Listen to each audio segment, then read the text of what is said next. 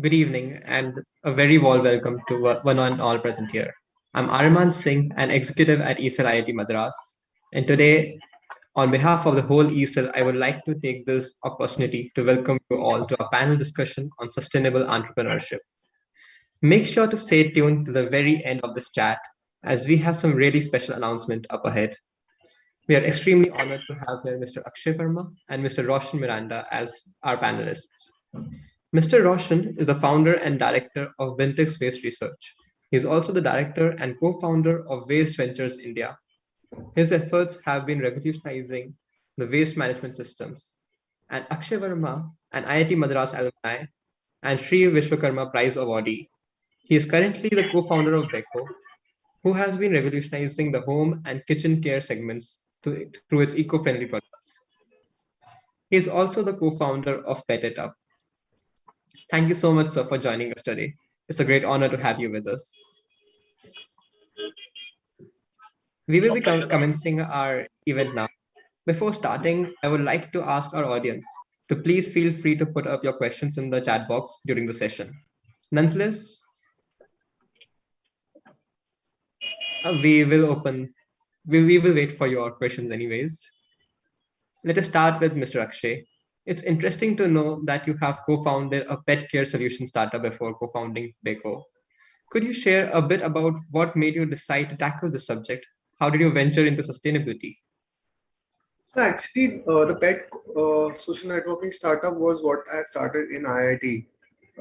Unfortunately, that didn't work out.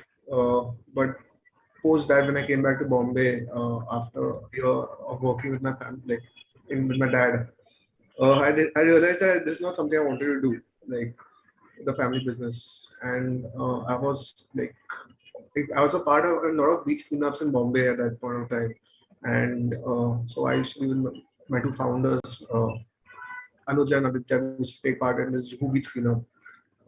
And what happened was at that point of time, the plastic ban had taken place in Mumbai, in Maharashtra. And we saw a huge gap in the market at that point of time because people were like, okay, plastic is bad, but what is the alternative? Plastic is bad. The alternative of plastic are trees, paper, wood. All this is not sustainable again. And plus, the price point at which all the alternatives are there, it's not sustainable at all.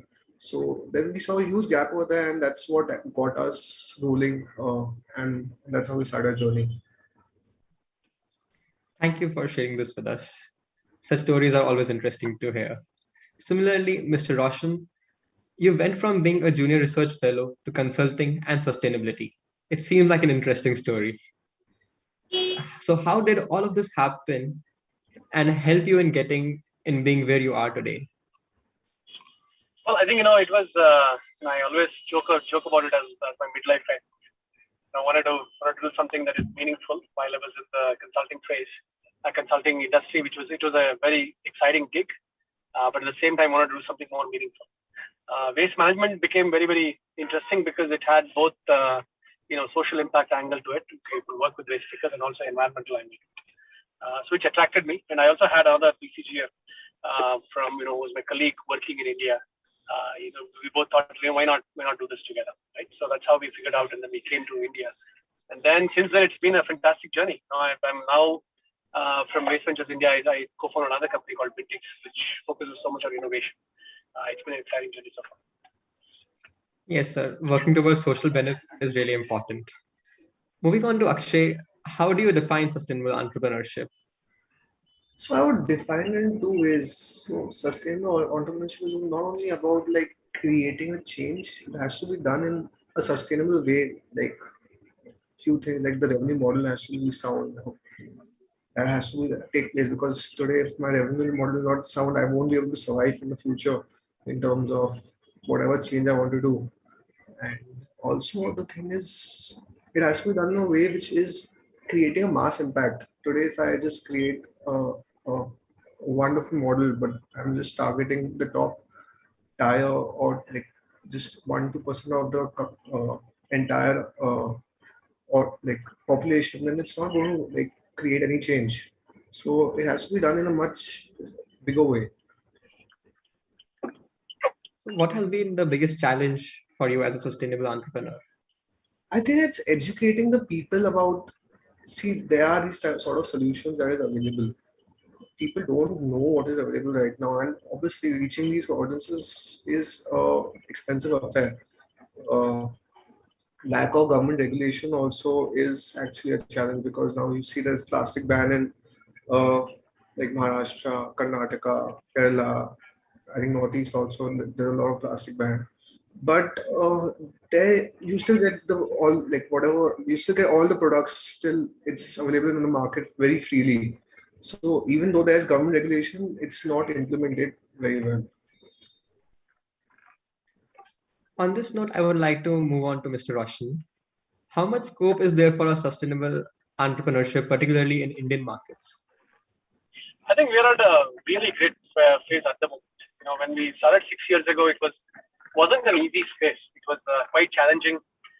Many unaware, ignorant, which wasn't the best situation for us. But now I think a lot of many people do know about global warming.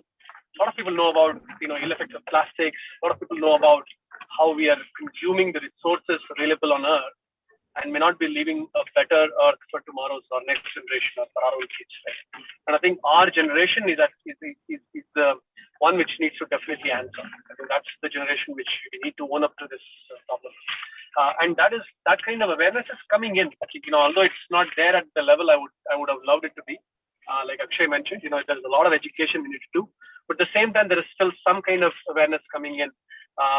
Coming in from the regulatory bodies. There's a lot of talk in the media, and people want to do something better. So we are easily finding the talent.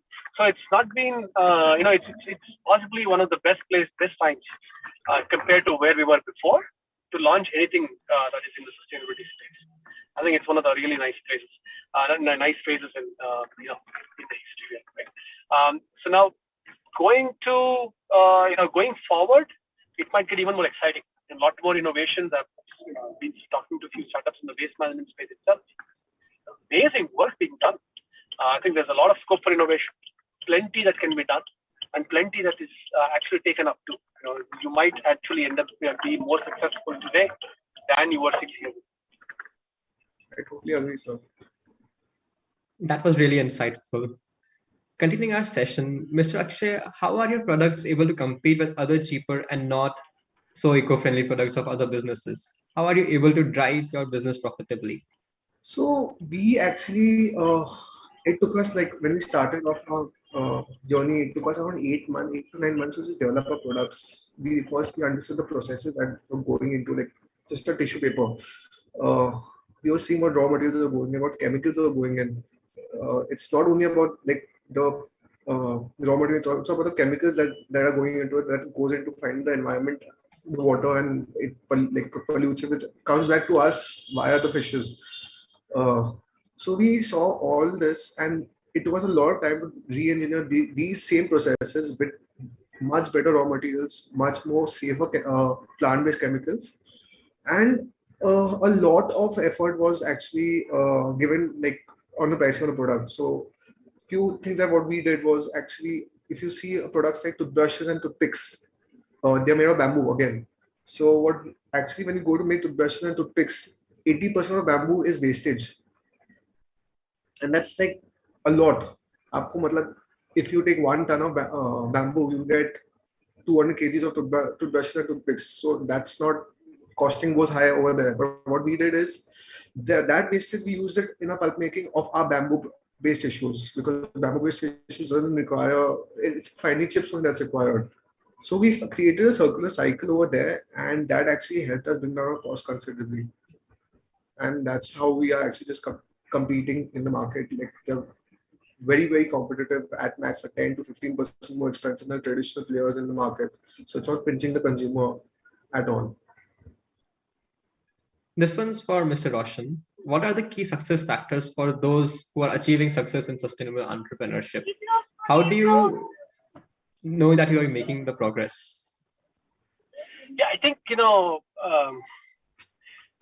define you define success differently, right? I mean, there are, for example, I always take this example of how sustainable entrepreneurship works.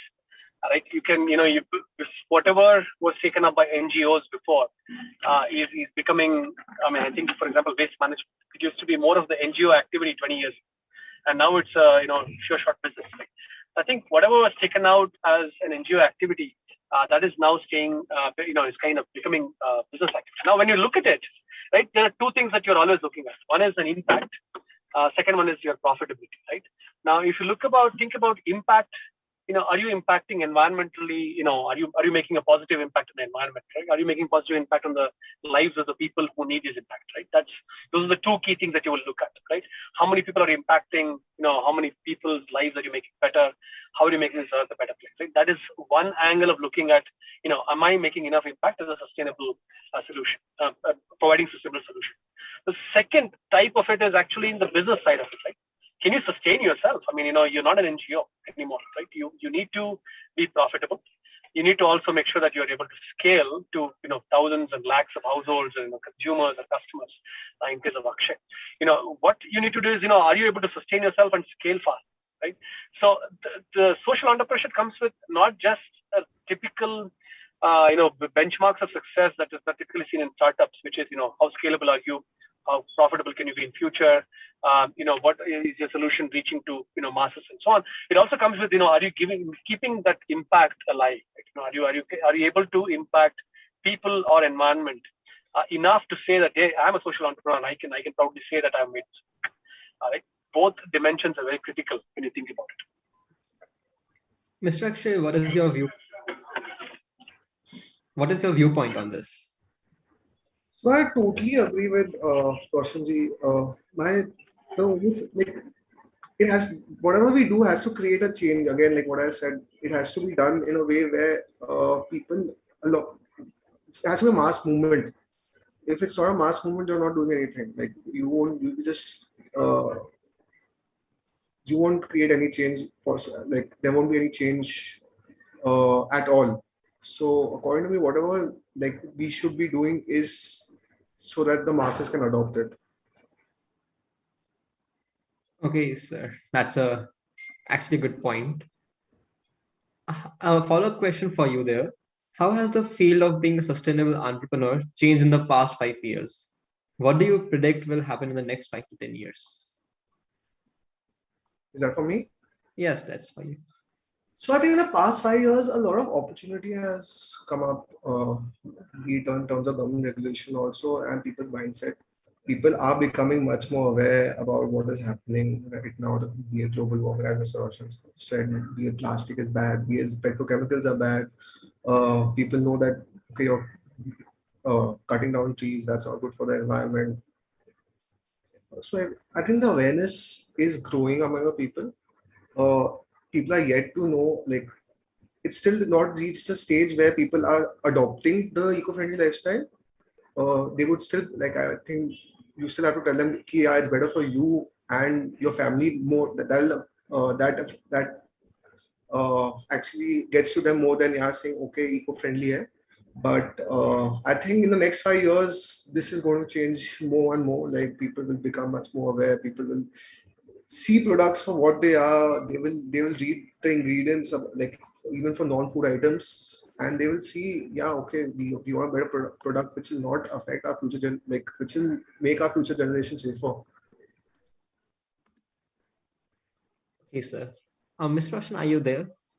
Yeah, I'm here. Please. Okay. So what do you think will happen with sustainable entrepreneurship in the next 5 to 10 years? I think it will boom in a big way.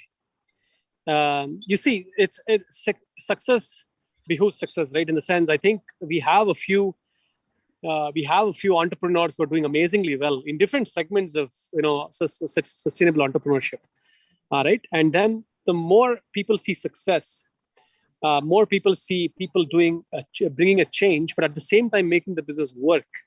Right, I think this has its own charm of attracting more and more people coming into it.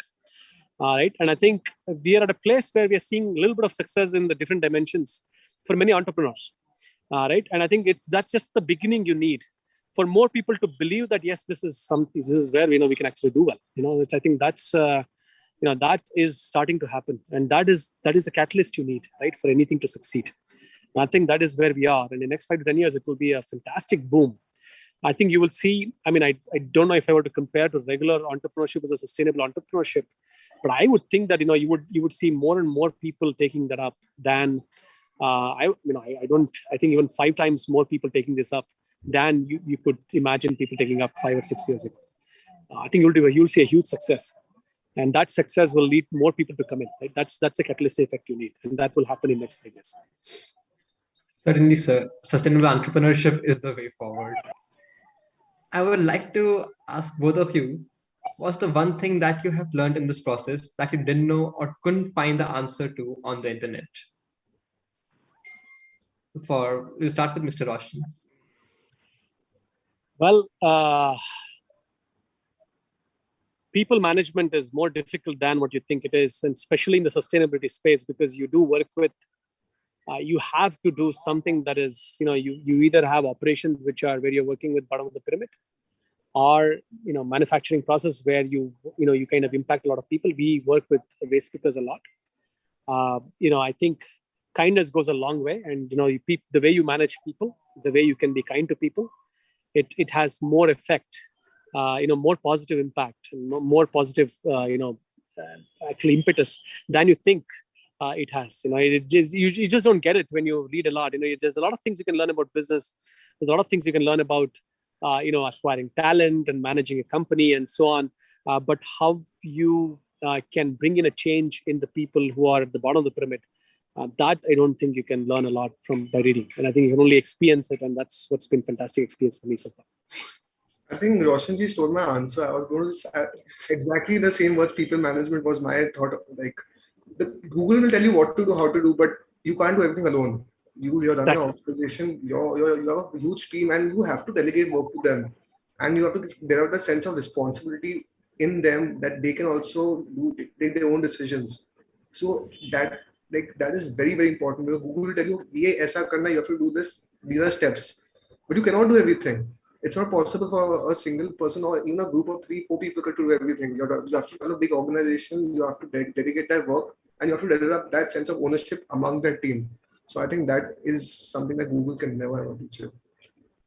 I mean, so actually, I think, just adding to your points, something came to my mind. Emotions are not driven logically, and emotions are the ones which drive a connection between you and the next people. Just you put it spot on. Certainly, sir. Teamwork and collaboration is necessary everywhere. I have another question. What are the, how plausible is getting funding in case of a sustainable startup? For Mr. Akshay. I think if you had told me this 2 years back, I would have said it's difficult, because people will be like, how big is the market? It's not worth it. But actually, we raised our first round of funding 4 months back, and it wasn't that, like, people are interested right now. A lot of big funds are interested. We've got some big names in the cap table, even though it was a small fund we had raised, but we are already in talks for our Series A round. So I think it's a wonderful time right now to get funds in this sector. For Mr. Roshan, what are the common misconceptions people have about building an eco-friendly business? How can we combat these and communicate more effectively? I think the biggest misconception is that, whenever you build something eco-friendly, it'll have to be a not-for-profit. Right? That is the biggest misconception people have, and including our customers, including people who want to put money into this. I've had my friends whom had to really explain the business model, that you put in money as an investment, not as a charity. Right? I think they still think that it's still not prime time ready to be a business, which I completely disagree. I think this is now prime time ready to be a business, and this is where people can actually make money. Right? And people can come in, live their dream, as well as make Earth a better place. Right? That is absolutely possible in entrepreneurship, sustainable entrepreneurship. That is the biggest message I would like to send out there. Right? If there are companies like Beco, if there are companies like Bintix raising money, they're not raising charity. They're actually raising money from or seeking money from VCs who actually look at returns as the first criteria for their funds to be, whenever they're investing any funds into any company, right? And it's still happening. So yes, there are innovations out there who are making good money, or at least who can make good money, who have very good returns possible for you. And it's not an NGO anymore. Sustainable entrepreneurship is not an NGO space. It's a sure shot business. I think one more misconception what people have is people think because eco-friendly the product quality is not good and it's expensive. So I think that's a misconception people have. Ki eco-friendly bol diya to it's not as good as the non-eco-friendly products in terms of usage, in terms of durability, in terms of pricing. Mehengai hoega. So that is one misconception that people have, and I think it's changing, but it will change going forward, I'm sure. So, what are the long-term consequences if we as a society ignore basing our business on achieving sustainability? For Akshay, Mr. Akshay, I didn't get a question. what are the long-term consequences if we as a society ignore basing our businesses on achieving sustainability?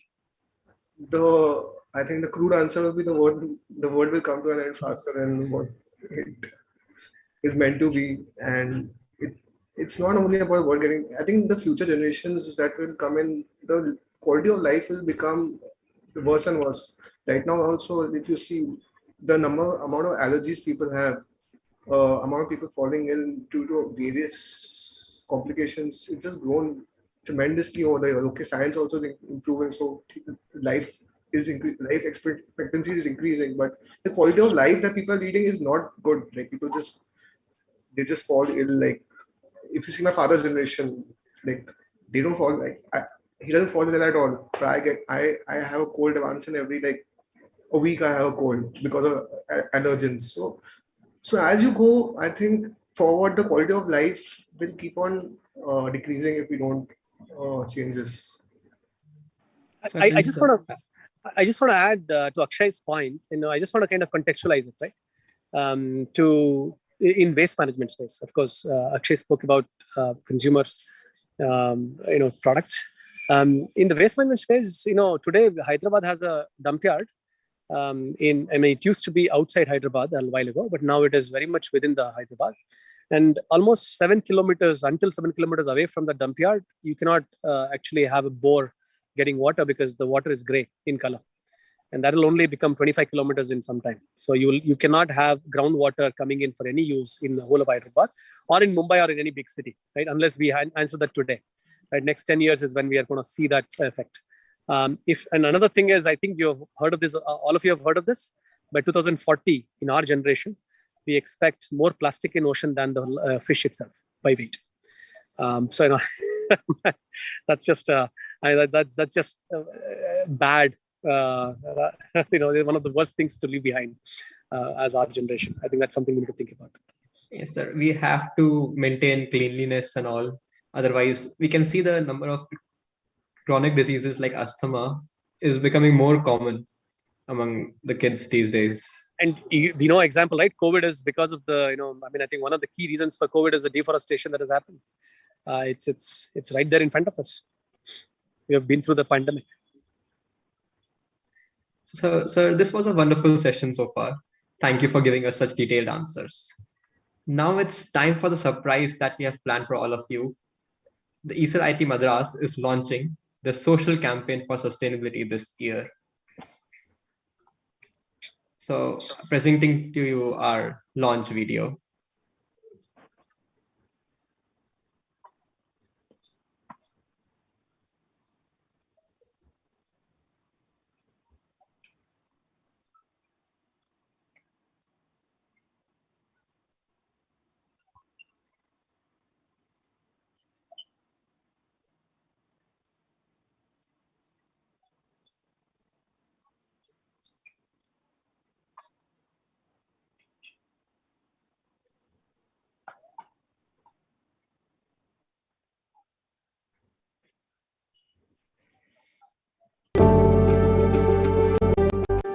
I'm sorry, there was a technical issue. I'll just replay it here.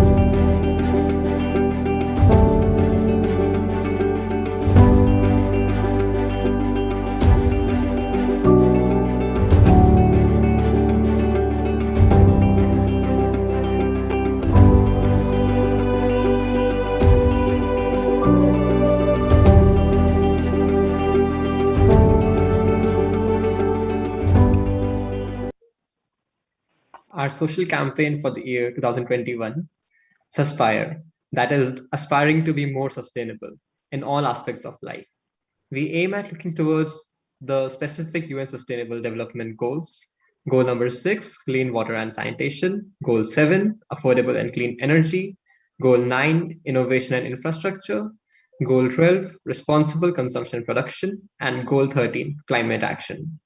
Through this campaign, we hope to empower ideas that help us to achieve our sustainability targets, in addition to promoting and encouraging everyone to lead a sustainable life. On this note, I would like to know from Mr. Roshan and Mr. Akshay, what are their views on our campaign for this year and any particular advice they have for us to carry forward this vision. I think Mr. it's a wonderful campaign. I'm actually proud of it that my alumnus is actually doing this campaign.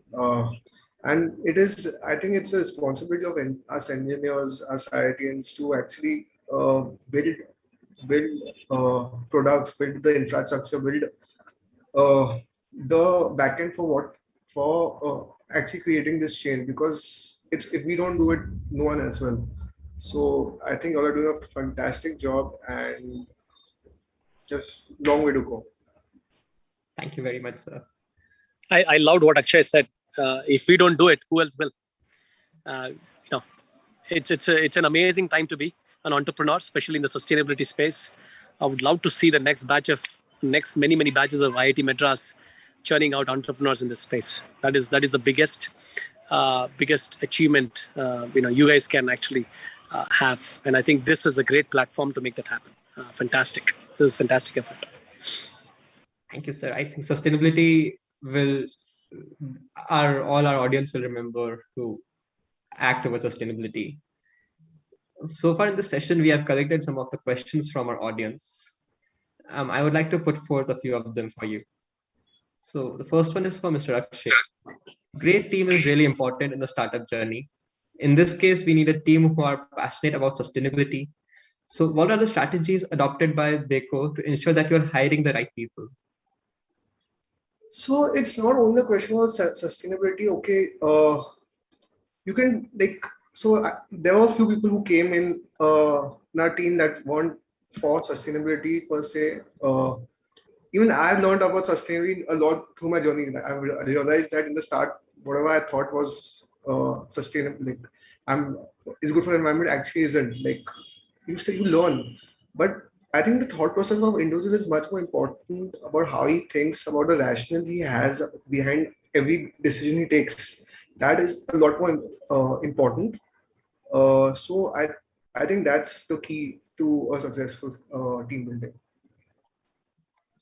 Thank you, sir. And the next question is for both of you. How do you inspire others while keeping yourself inspired about your company's mission? We will start with Mr. Roshan. Sorry, I can take that. I think some people come to you because they're excited about the environment, they're excited about the social impact you can bring in. Such people are exciting. They come to you because they're committed to the cause, and that's great. You can take them in, and they will go a long way with you, or they will continue to be in this space, even if they kind of go on to do something on their own. Now, I think it is extremely critical to attract people outside this mindset as well, because those are the guys who are required in you scale in all different dimensions. All right, and you need talent in all different dimensions. Right? It could be tech, it could be operations, it could be innovation, it could be marketing, anything else you can think of. Right? You need to have people. You need to be able to attract people from different dimensions too. Right, who are also not committed to the cause, but yes, they would love to do something nice, but at the same time they also want to do something that is they wake up excited about. Right? Sustainability may not be that for them, but still that is why I think it is extremely exciting and important for us to kind of make sure that innovation is always happening in the company. Right? You're hitting on those new boundaries and then making changing the course of that. Right? That is extremely critical for you to have an innovation, so that people come to you because there is a challenge which they would love to solve. Right? There is a height they would love to reach with. Right? And it may not be sustainability. I think that is extremely critical for any sustainable entrepreneur to see and make sure that it is there in the company. That is when we would be able to get engineers from IIT Madras coming and joining us. I would love to see them come and join us, not just because sustainability is their space, but also because they find it exciting and they would love to solve the problem with us. And what about you, Mr. Akshay? I think it's celebrating the small wins that you do, that you have in a day-to-day life. It's like we should celebrate what, like, every small achievement we've done. It just motivates the entire team, and you have to motivate and like encourage your staff, the people who are working for you, not just monetarily, even like give them praise like every now and then when they've done a good work in front of everyone. It just gives a lot of motivation and encouragement to the other person, and I think that is very, very important. So where do you think one should start with sustainability? What advice would you give them? I think start small first, like see it in your own life. I think you should find the problem first. Some people just think कि अच्छा ये problem है, they don't listen to the consumer at all. Maybe sometimes it's not a problem also, and sometimes they're finding a wrong solution. I think you should first identify the problem. Once you find a problem, you identify the cause of the problem, go deep in that, you'll find the solution automatically. So I would also like to know what business personalities who are those business personalities who inspired both of you to pursue this sustainable journey? Or what were your inspirations?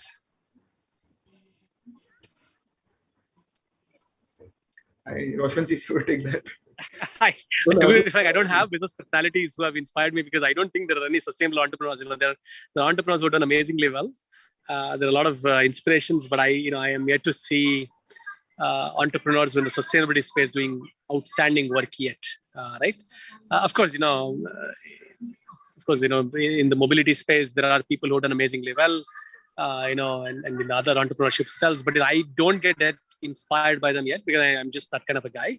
But I get inspired by people, who have dreamt to leave a better world behind. I mean, to me, personalities inspire me because of the way they have inspired people, not because of what they've built. And to me, I think Gandhi would be the biggest inspiration. I've been inspired by Mahatma Gandhi, and that's one person whom I would say I'm really inspired by. For me, sustainable entrepreneurship, no, but I think for entrepreneurship, I think Mr. Mukesh Ambani is one of the people I look up to because I think whatever he does big. Chota karna hi nahi hai. And if he wants to get into something, he wants to be the biggest player, he wants to just disrupt the entire market. So that's one person who I look up to very fondly. So what is the biggest risk you have taken in your business? I think every day you ask me, I'll be taking a different biggest risk. There's no like fixed answer to that. Like we are just taking risks because we do, like if we just stick to whatever's being done in the like market, then or like whatever's been done in the traditional businesses, you'll be stuck in the rat race. You have to think out of the box. You have to do something that's different. So every day is a different risk. Every move we make is a different risk, and I think that's the only way forward. So all right. So I have an announcement for the audience now. We have a challenge for all of the audience members. The massive amount of carbon footprint one produces and the amount of electricity consumed is quite disturbing. Through our actions and ideas, we have the potential to pave the way towards a sustainable lifestyle. Thus, E-Cell IIT Madras presents to you all the sustainability challenge. We will share a link in the chat, and all of you can join in the movement and contribute your bit towards a greener future. I could keep interacting with you all the evening, but we've already taken a lot of your time. Once again, thank you so much for joining us this evening. I'm delighted for getting a chance to interact with you. We have taken a lot from this session. Thank you so much, Aryaman. It was a great session, and I just hope that you all carry forward the journey and a lot of new entrepreneurship ventures come out of this. And I'm sure there will be a change coming soon. Likewise, thank you, Pariman. I really hope many startups in the sustainability space come up from the guys who are listening to us and from the guys who will come into IIT Madras in future, and everyone else too. Looking forward to that. And fantastic session. Pleasure interacting with you, Akshay. Thank you for having us. I would like to thank you, sir, actually, for joining us here. I would like to thank our audience members for tuning in for this panel discussion and our social campaign launch. Kindly stay tuned with E-Cell IIT Madras for more such exciting events. Also, to everybody, do reflect back on your consumption and start a sustainable lifestyle. Thank you. Thank you.